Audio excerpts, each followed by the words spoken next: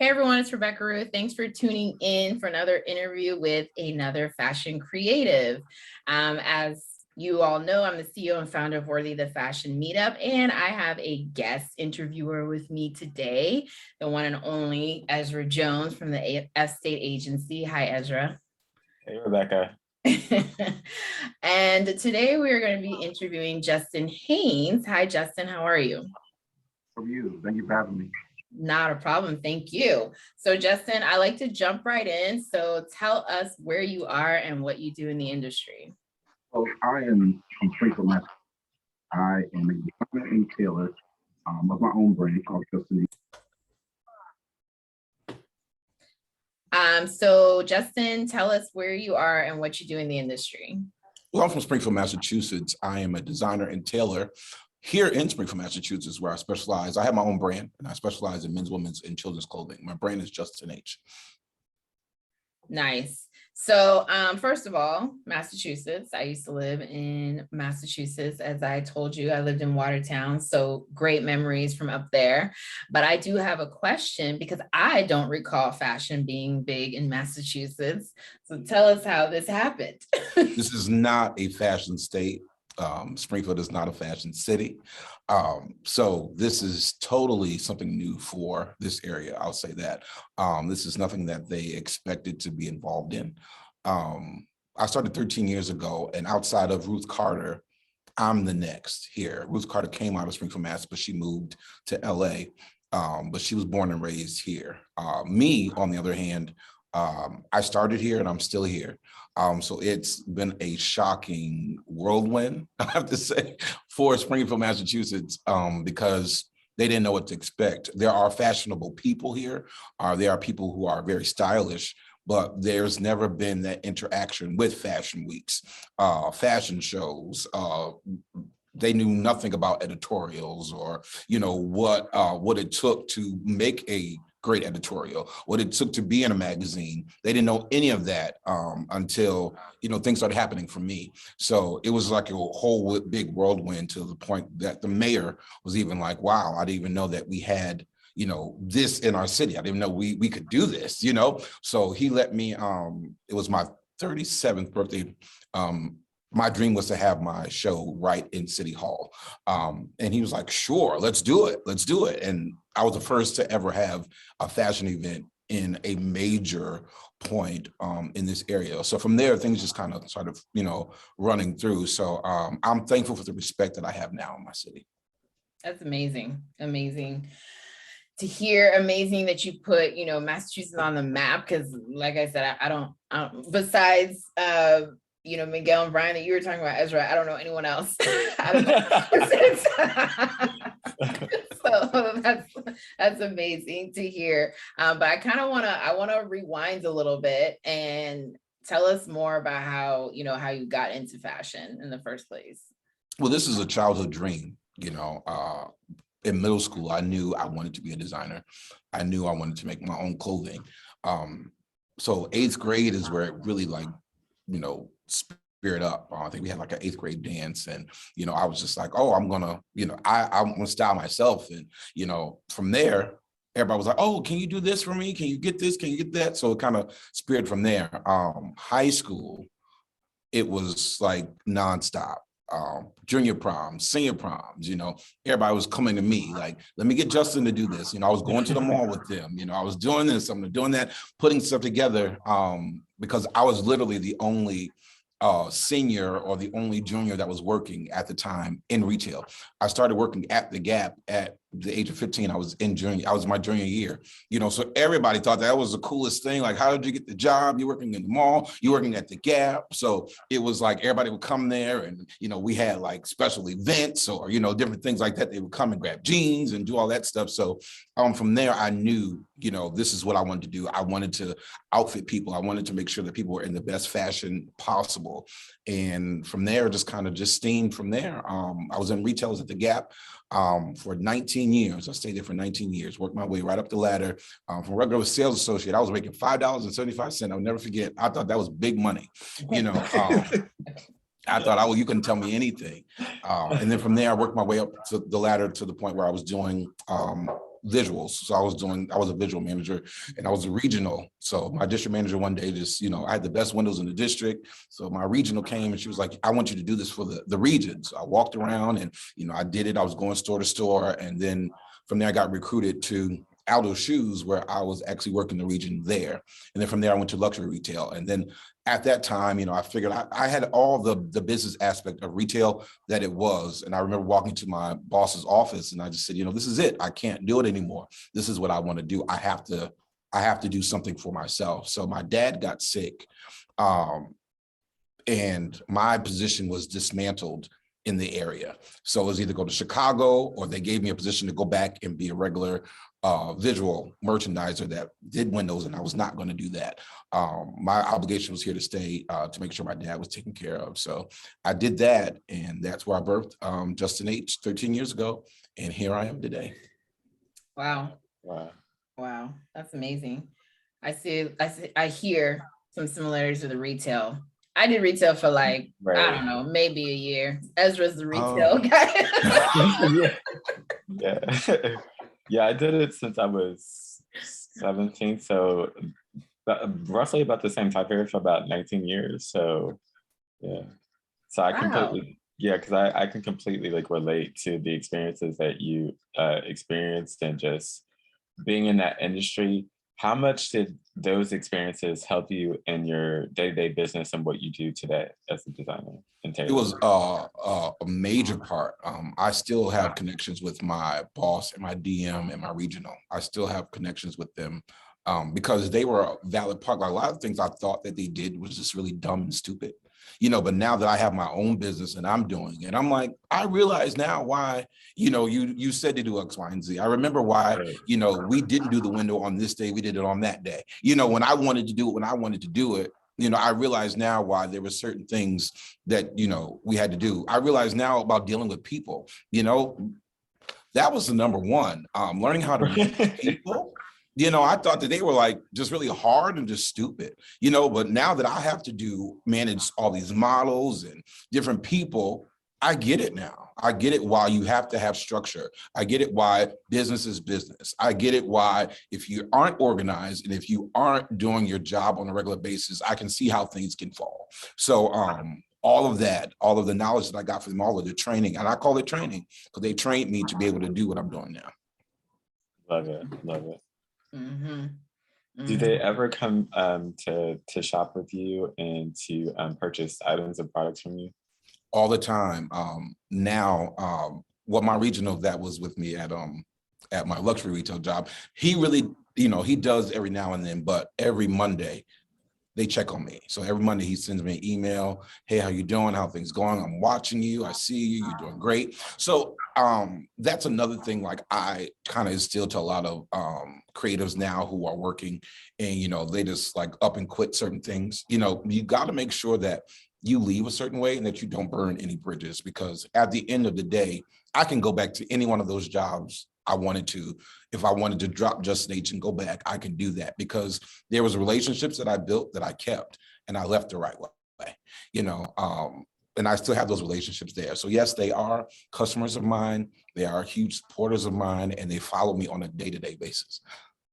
Yeah, I love the fact that speaks so much to one, the power of relationships, but even more so the power of your character and who you are, and the fact that translates throughout your entire brand, because we can literally see that throughout your brand, your creativity, your spirit. Every single time I've personally engaged with you, you're always upbeat, and not to say that you're not human, because I know we all are. We probably have down days, but you have the most positive outlook and energy on life, and just with the spirit of what you represent. So I really love that about you and your brand as well.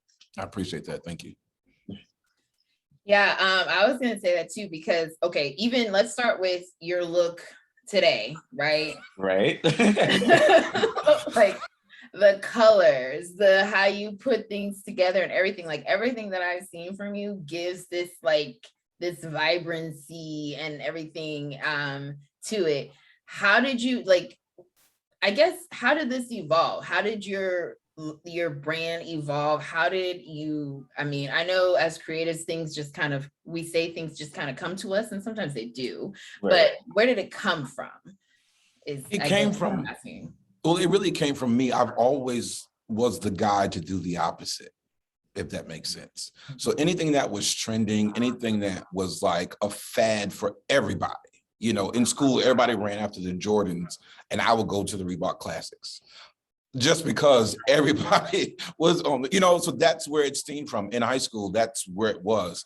You know, I didn't, in gym class, we really didn't play. It was me and my, you know, didn't really participate in gym really. We got dressed for gym. You know, we would go, you know, grab shorts. We had gym 3 days a week. So we would go grab shorts, grab sneakers, and we would try to be this like the dopest crew sitting on the bleachers dressed. You know, we didn't have cell phones and stuff back then, but we were just kind of making our own kind of content back then, you know, so I knew that that's what I wanted to do with my brand. I wanted my brand to be something that was clean and that was consistently fresh. Like I didn't want anything to consistently be the same thing you see over and over again.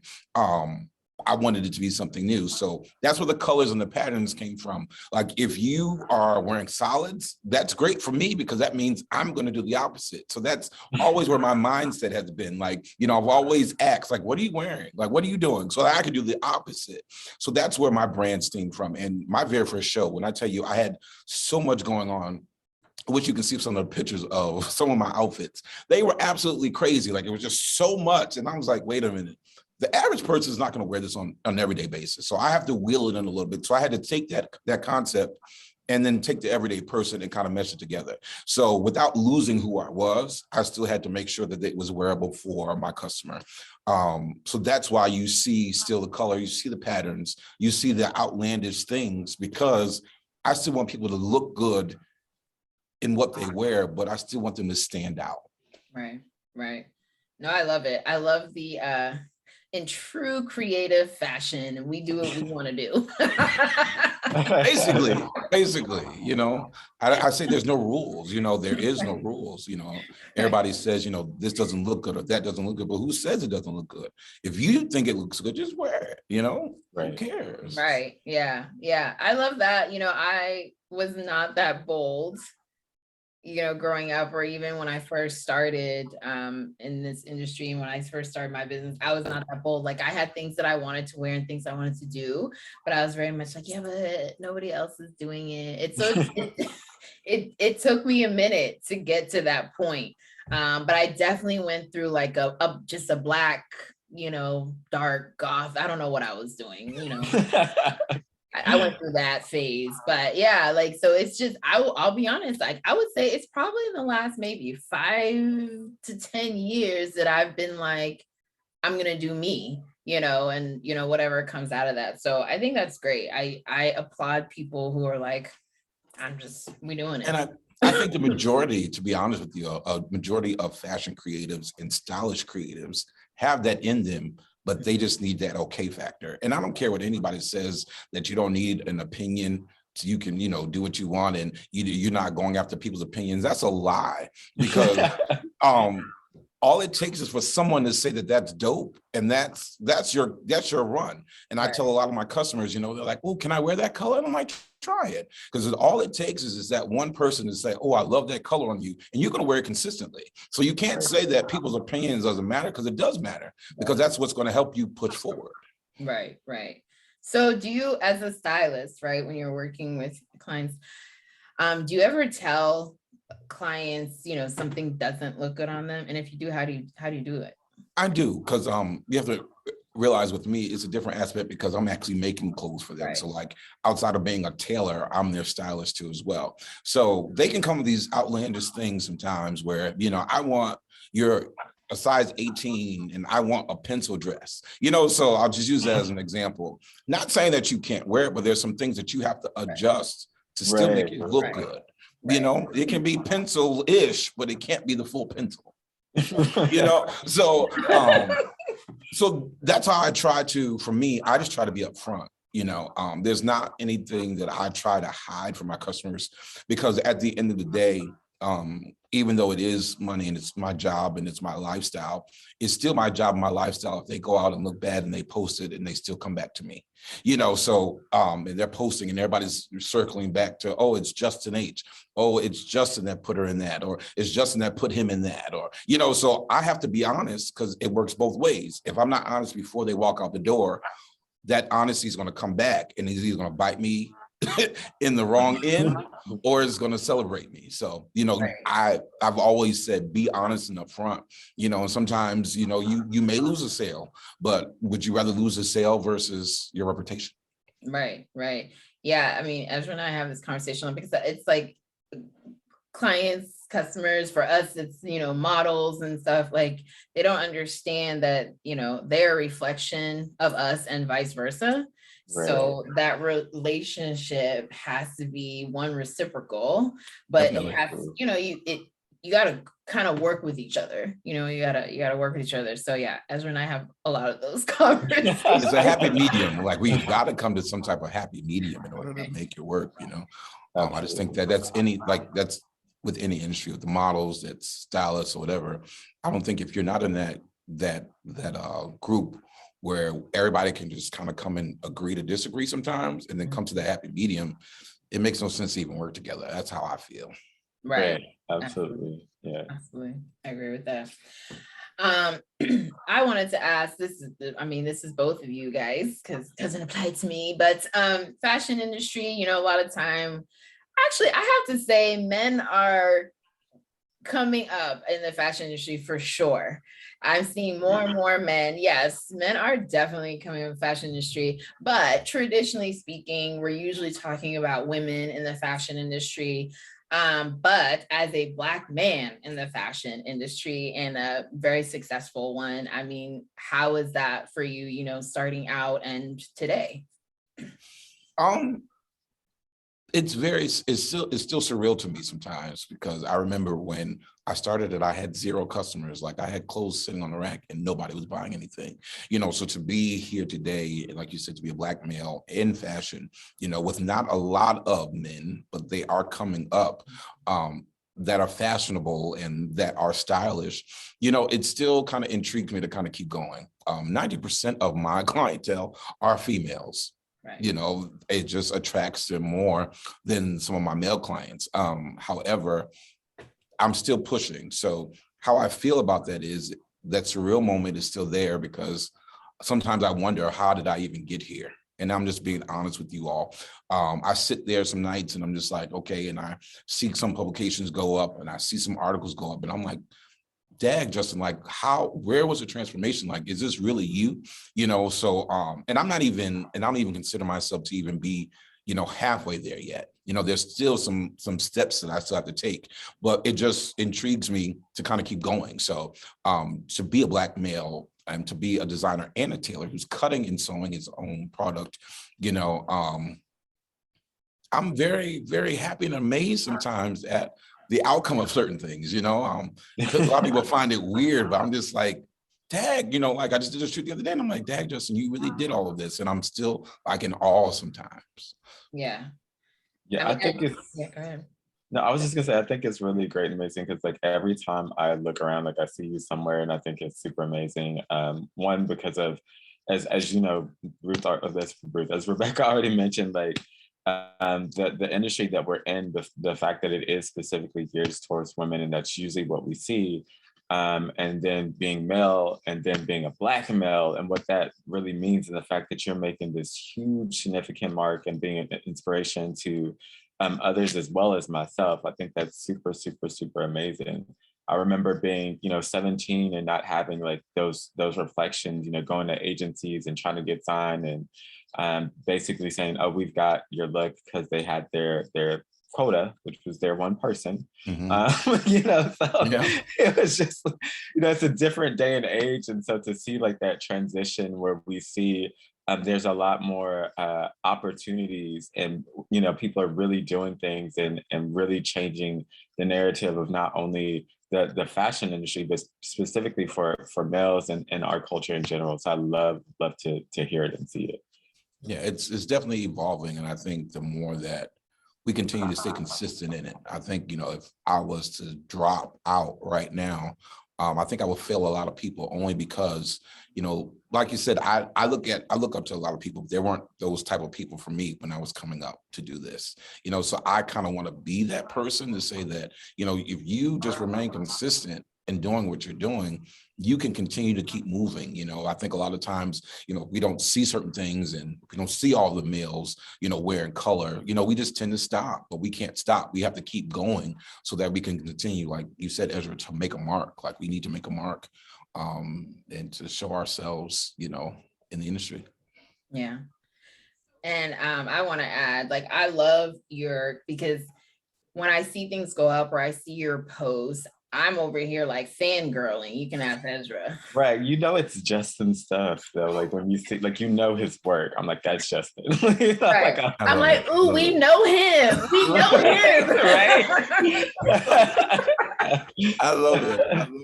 And those are the responses like I've dreamed for, that's what I wanted. Like I wanted a particular style that kind of just said, oh, that's Justin. Did Justin do that? That's what I wanted. Forget the label. I want you to see the clothing and to see that the clothing speaks for me. Anybody can rip. I tell anybody can rip a tag out of any garment that says it's theirs. But how it portrays on a model or my customers. When people say that, okay, that's Justin, that makes me feel really good. Yeah. No, Thank you. No, I love your humble spirit because on all your posts, you're very humble and on all your posts, and then obviously talking to you now, and I'm over here like fangirling, but you're over there like, I can't believe this is happening. It's still not it's surreal.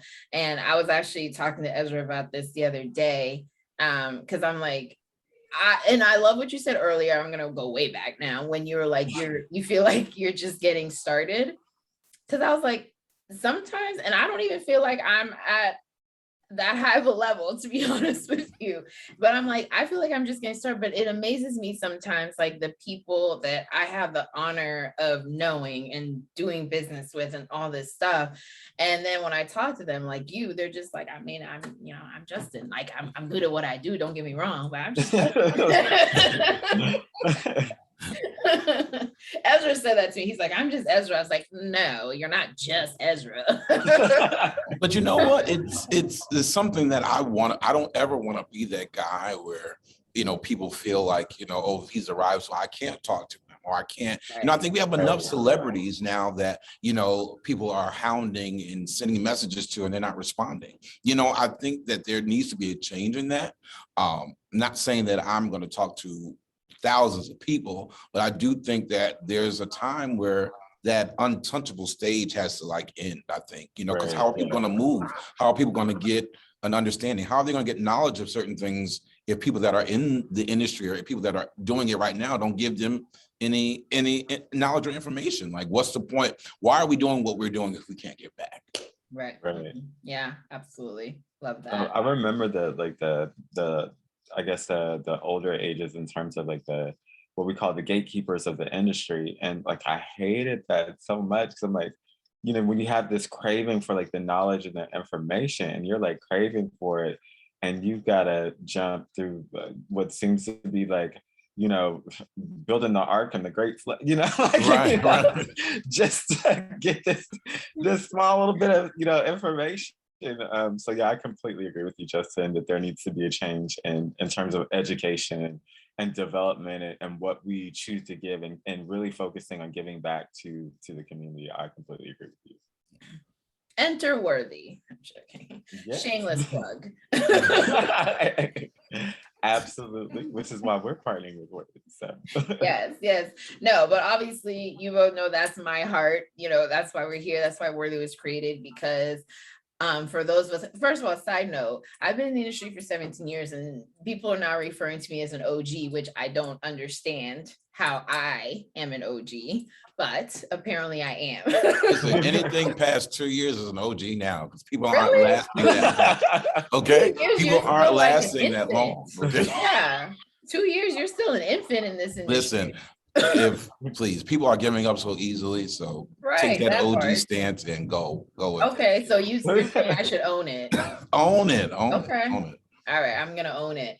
But yeah, that's been my thing for years, is this industry needs people who are OGs, who are willing to give back, who are willing to, reach back, pull forward. Those are Denzel Washington's words, not mine. And, really, because there's a way to do this industry, right? Like you said, a lot of people aren't even lasting 2 years. Yeah, because there's a way to do this industry for longevity. And if you're not taught at the beginning and someone doesn't reach back and get to you, you probably will leave. Or if you stay, we all know all the things that can happen and all that stuff. So I'm so passionate about it. I'm so passionate about helping creatives today that are up and coming do it right.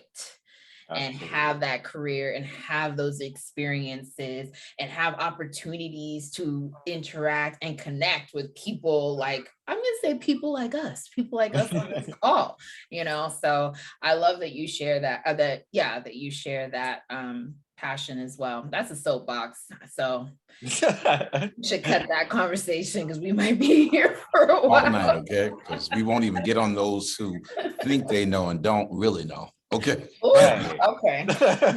He wants me to go there. Let's come back to that. That's a whole nother conversation. Right. That's like a part 2, 3, and 4. Let's make it a part 2. Let's make it a part 2.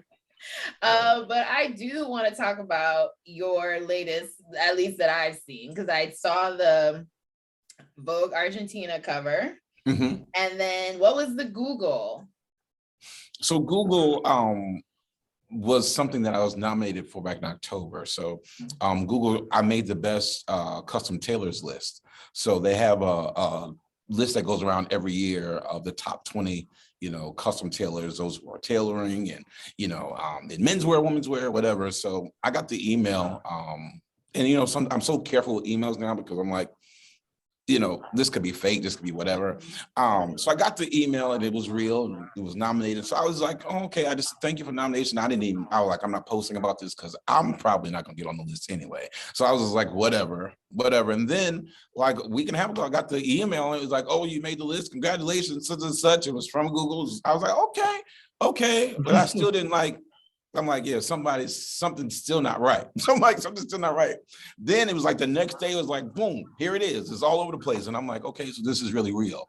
Not only did I make the top 20, I was actually number 4, Wow. So that is amazing. That's amazing. That was something I was not expecting. I'll tell you that. That's amazing. That's amazing. And 3 cheers for real emails. Real emails. Real. That's truly amazing though. Congratulations. Thank you. On both. I know the Vogue Argentina was a while ago, but yeah. And that was pretty huge too because it's not easy to get in Vogue unless you pay for it. Right. To be quite honest, to even be considered to do that, seeing that, they don't really have a lot of covers or a lot of, content there in Argentina was really good, So yeah, I'm thankful for it. Yeah, it's amazing. So, I don't know, sometimes creatives don't like to tell us, but what do you have in the works next? Or can you currently that I was trying to keep a secret, actually came out for my next label, my new label on Justin H. It's called Onyx. So this is going to be the classic side of Justin H. So where our classic colors of the blacks, the browns, the basics, but it's still the Justin H. flair. That's where Justin H. will be. So that's what I'm working on now to kind of expand that. The official launch for that will be January 8th. The digital launch will be on the 22nd of this month, which will be on the CFDA platform.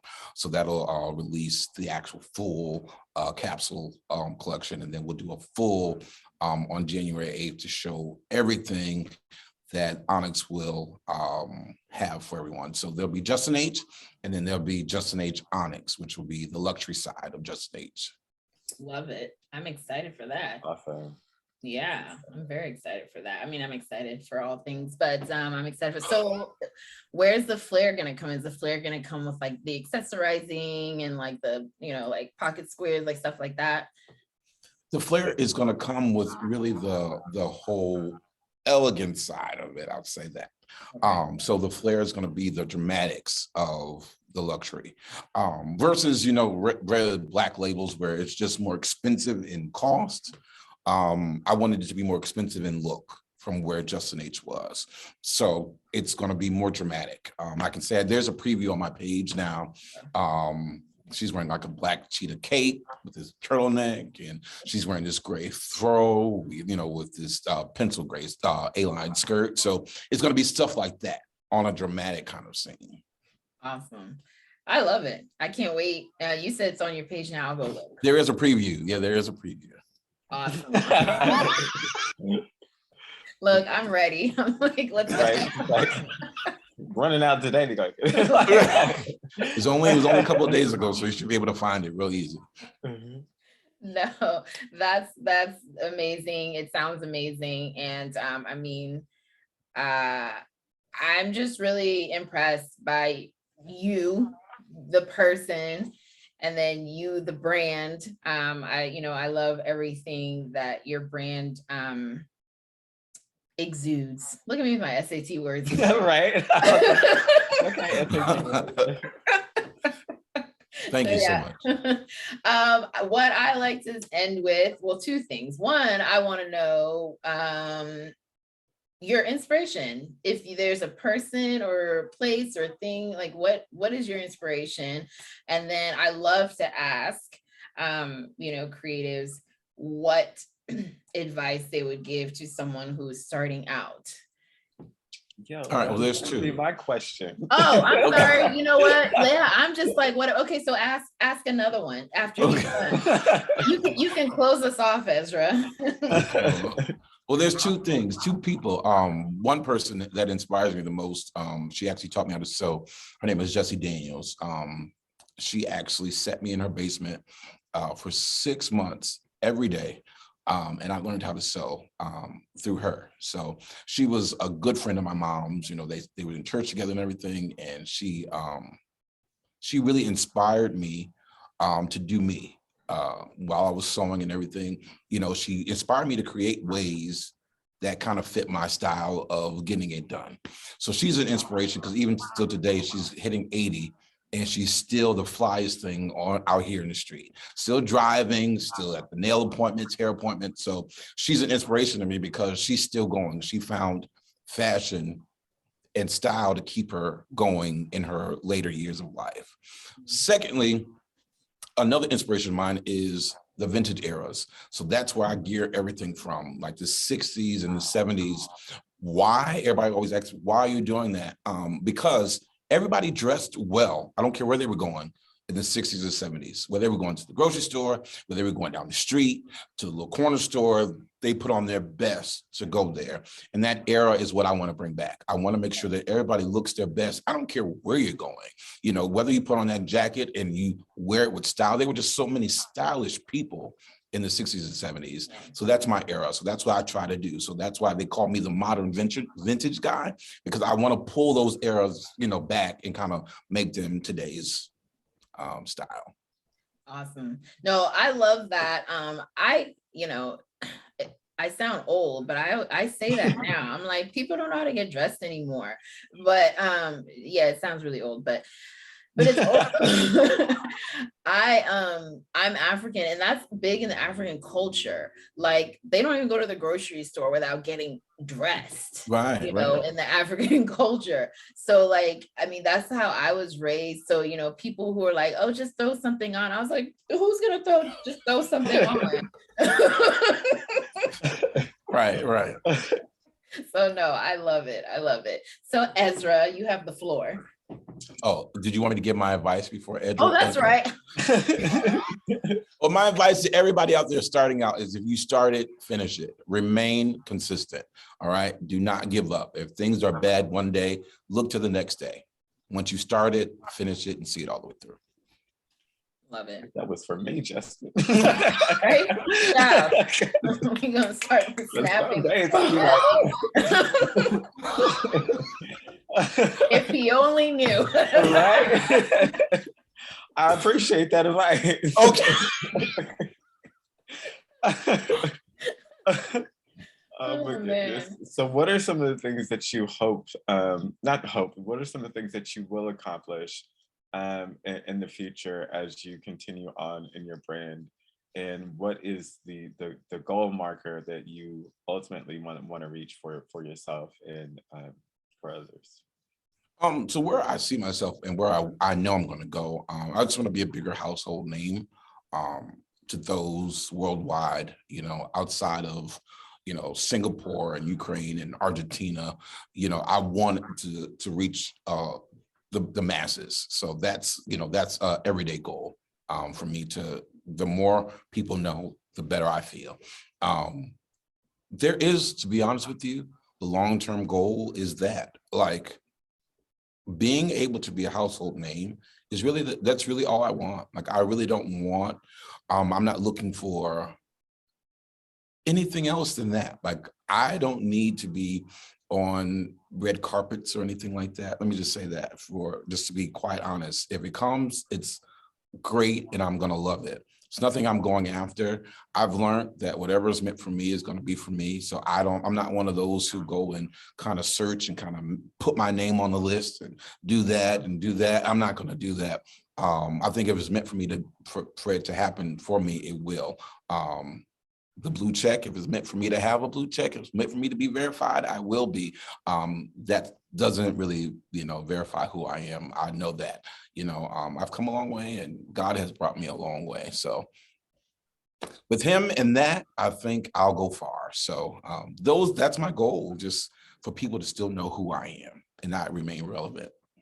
Yeah, I love the fact that one of the things you mentioned, not only about like your goals, but the advice that you gave about like if you start it, finish it. So that leads me to my very last question, which is like, what keeps you going in those challenging times, and what keeps you giving you the ability to overcome those challenges that you face in not only your business but just in the day-to-day life that you lead? What helps you overcome those challenges? Listen, it's hard. I'm not even going to act like we have great days, because we do not have great days. You know, there are days where, you know, and I'm going to be honest, there are days that you do see other creatives who are, you know, soaring and doing all this other stuff, you know, and there was a time that bothered me, when I would be working so hard down in my basement, like sewing, and, you know, people were just slapping on names on sweatshirts and they were just being everywhere. So that bothered me at one time, to the point where I had to stop and think about it and just realize, you know, if I want what they're doing, and if they're doing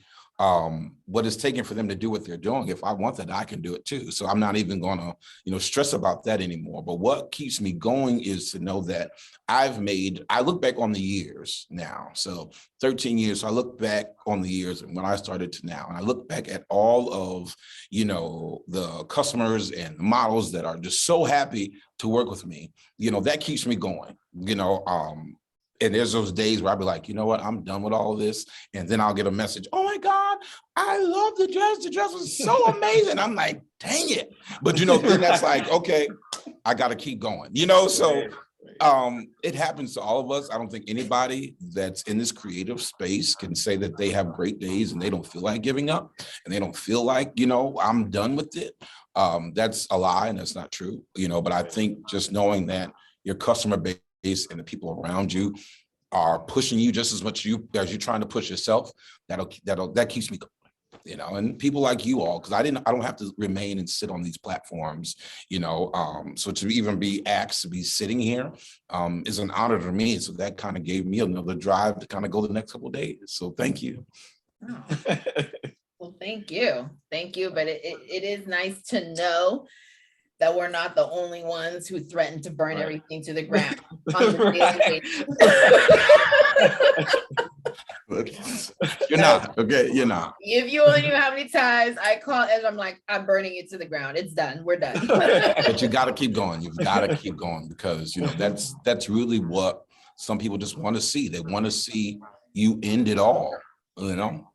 So you started it for a reason. So you got to keep going. So I'm telling both of you all, keep pushing, as I tell myself every day. No, we're going. We're going. Okay. When you know that this is the thing about, this is another reason why, you know, community within this industry is so important, because when you know that there are other creatives out there still going and, you know, facing everything, but that encourages you to keep going. Because I'm like, well, I'm going to keep going because Ezra's still going. I'm going to keep going because Justin's still going. We have to keep going because there are people coming up behind us who need us to keep going. So, you know, just like people paved ways for us and paths for us, we're paving paths for other people. So yeah, so for me, I would say that's part of what keeps me going. Just knowing that someone needs me. I don't know who that person is, but someone needs me to keep going, you know. And everybody keeps celebrating your wins and your successes. Just keep celebrating, whether they're great or small, celebrate them. You know, a success can just be even you just waking up and going to the sewing machine or going to your computer or going to your creative space. That's a success. And some people just don't have the drive to do it. So celebrate your wins and your successes. Love it. Absolutely. Okay, dropping gems, Justin. I see you. I see you. There we go. Well, thank you so much, Justin. This was such a pleasure to be able to chat with you and get to know you better and hear more of your story. It's incredible. It's inspiring. So thank you so much. And thank you to my partner in fashion, the incredible Ezra Jones, for joining me. And yeah, thank you so much, gentlemen. Thank you. Thank you. Bye, guys. Bye.